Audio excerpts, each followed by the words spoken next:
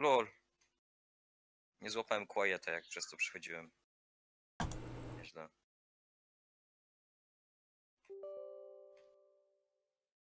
Dobra, nie chcę dednąć postacią 1/8. Z takimi temami, więc...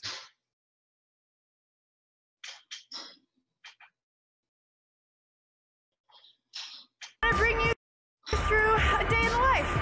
Here in New York, it's loud. It's loud.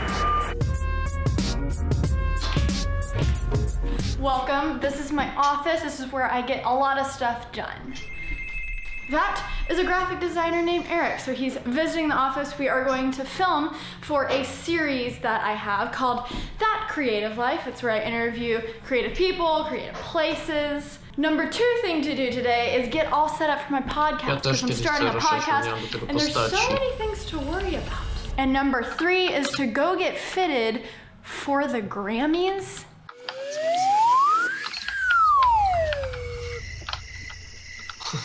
I'll let you know more about that in a minute.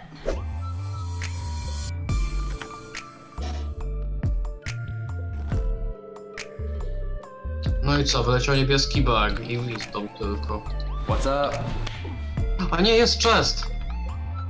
Go get fitted. I'll let you know more about that in a minute.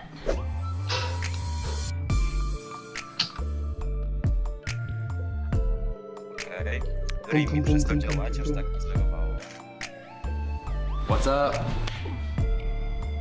Okej. Oj, kolejny wisdom. I make all kinds of art installations, so that includes like neon signs, murals, anything that hangs on the wall or the ceiling or the floor. But yeah, I work a lot with physical art and graphic design. Basically, we work with interior designers. They tell us what the theme of the building is, and then we start to think about what kind of art we want to put in it. We loves doing neon signs, so you know, we just started making them for pretty much every single building. It's probably my favorite part of the job, the neon signs, because you can go from a tiny little sketch on paper, putting it in the computer, and then like a couple months later, it's shining and everyone's taking pictures of it. It's like everyone's favorite thing in the space. Yeah, I don't know how many I've done. I've probably done like 30 of them or so. So this is basically my digital sketchbook, where I kind of sort through all my ideas. Here's actually a neon that I was working on for Nashville. Wow. So Nashville's all about music, so we thought this phrase, "play it loud," would be a really cool project or like to put behind the front desk of the building.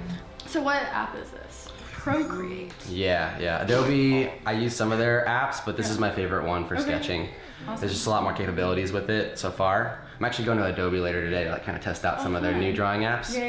Yeah, so I don't just do neons in here. This is for all my projects. It's really good for murals because you can just take a photo of the wall and start drawing right on the wall. What's kind of the craziest project you've done? Or something where maybe someone has been so broad in general that it's like you have complete creative freedom. Oh, yeah. You know, because sometimes those are almost the hardest types of projects. With when neon? People, well, just in general, when people don't give you a lot of guidelines, but it's like up to you. The hardest part, I think, is actually coming up with the phrases.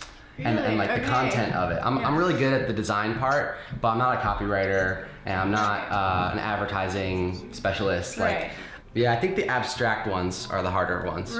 Where you don't even have a phrase, you just like, yeah, put something cool on the wall. They'll just ask me to put something cool, and I'll have to go through like dozens, like hundreds of ideas, you know, Pinterest, and just trying to find what works for this space. And then eventually you end up putting like an abstract window or something on the wall made of neon. And it just takes so long to get to something so simple. That's amazing. Yeah. Neon's not cheap.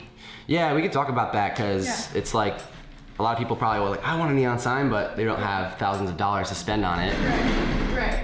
I mean, how much did you pay for the Peachy? I didn't pay for it. Oh, they hooked you up? This amazing video. Damn, you got hooked up. Yeah.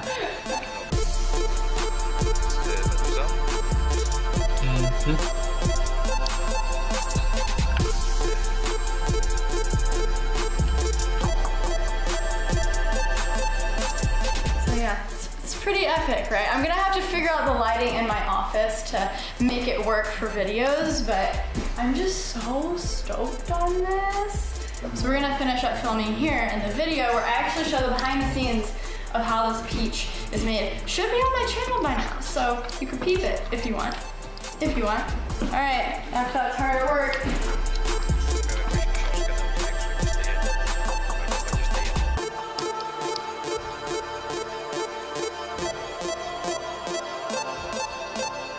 The cool thing about Let teraz There Be tak rzadko Neon, the drobię, neon jak sign cały shop czas that I był. did a video on, is it's only a block away Jest tutaj.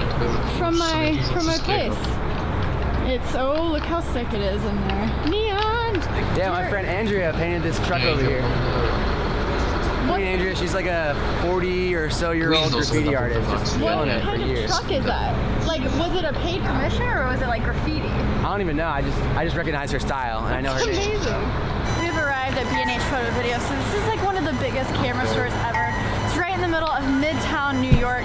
And here I'm gonna get some new camera equipment for my podcast that is gonna be live, I think, next week. There's so many things, but it's exciting. I haven't had a project to get really pumped for like this in a while. So let's go get some gear, it's alive.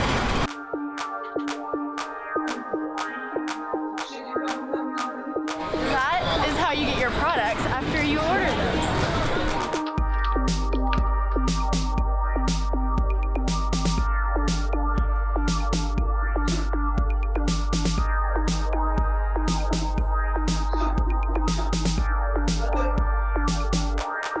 I got the goods, now it's time to do a little unboxing. Woo!